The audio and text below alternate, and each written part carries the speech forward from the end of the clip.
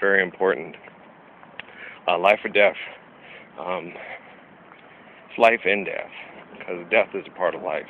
Me and Ron were talking about that because he said this one guy in judo class, took him out in 4 seconds. He was undisciplined and hit him right in the neck and just took him out.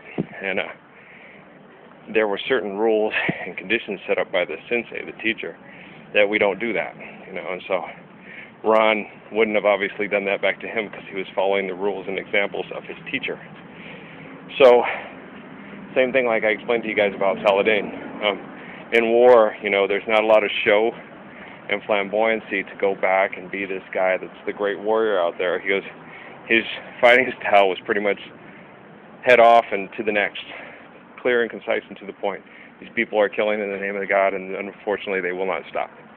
So he's not the type to put on a show when he's battling. It's just pretty much slash and done and try to kill a killer who's a murderer as quickly as humanly possible, so he cannot inflict damage on people of faith that don't wish to be out there fighting. Do you understand? So the real man of courageousness and valor doesn't want to fight. When it comes to life or death, you want to be living with people that honor life, respect life, and will protect life, because you want to live. You don't want people that will sell you for a steak, kill you for your girl or your food or your car. That makes life unbearable, makes it a miserable existence. Do you understand?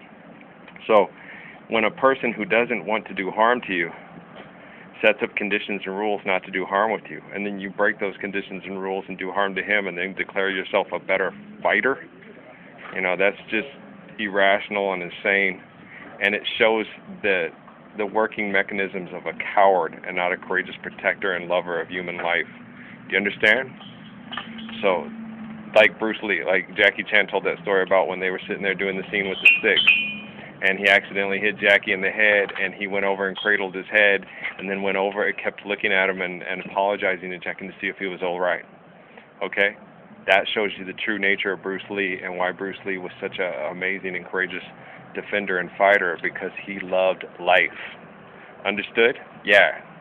That's why Jackie Chan tells that as one of his best stories of all time, because he wanted to show you the heart and soul of Bruce Lee.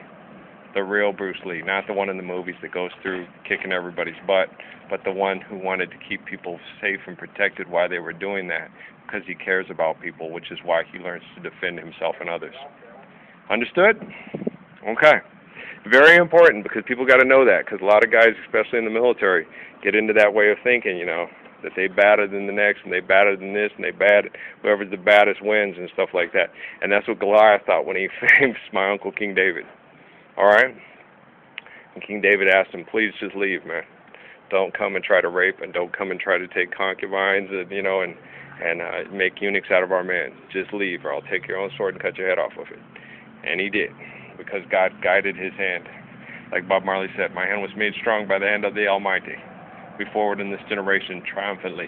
Won't you help to sing these songs of freedom and have a redemption song, even for those that are like Goliath, so that they may learn and be more truly righteous. All right, guys? Hang in there, man. I love you too. Blessings and peace.